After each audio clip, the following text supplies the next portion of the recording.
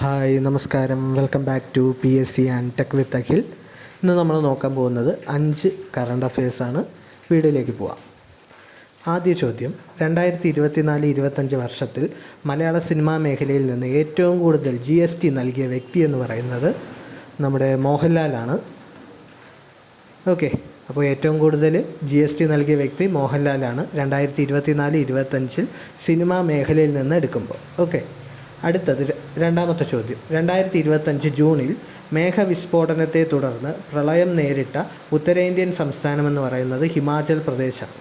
അപ്പോൾ മേഘവിസ്ഫോടനം നേരിട്ട ഉത്തരേന്ത്യൻ സംസ്ഥാനം ഏതാണെന്ന് ചോദിച്ചാൽ ഹിമാചൽ പ്രദേശാണ് 2025 ജൂണിൽ.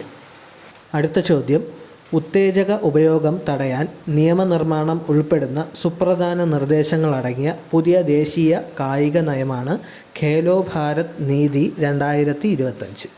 അപ്പോൾ ഉത്തേജക മരുന്നിൻ്റെ ഉപയോഗം തടയാനായിട്ട് നിയമനിർമ്മാണം ഉൾപ്പെടുന്ന സുപ്രധാന നിർദ്ദേശങ്ങളടങ്ങിയ പുതിയ കാർഷിക നയമാണെന്ത്? ഖേലോ ഭാരത് നീതി 2025.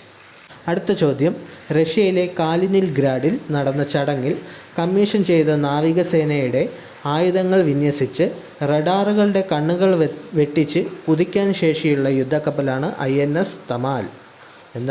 റഷ്യയുടെ കാലിനിൻഗ്രാഡിൽ നടന്ന ചടങ്ങിൽ കമ്മീഷൻ ചെയ്ത നാവികസേനയുടെ ആയുധങ്ങൾ വിന്യസിച്ച് റഡാറുകളുടെ കണ്ണ് വെട്ടിച്ച് കുതിക്കാൻ ശേഷിയുള്ള യുദ്ധക്കപ്പലാണെന്ത്?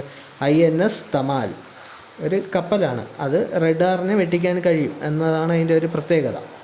അടുത്ത ചോദ്യം, കേന്ദ്ര ജലശക്തി മന്ത്രി ഉദ്ഘാടനം ചെയ്ത വെള്ളപ്പൊക്കം സംബന്ധിച്ച് മുന്നറിയിപ്പ് 2 ദിവസം മുന്നേ തന്നെ നൽകാൻ സാധിക്കുന്ന വെബ് അടിസ്ഥാനമാക്കിയുള്ള പ്ലാറ്റ്ഫോമാണെന്ത്? See flood.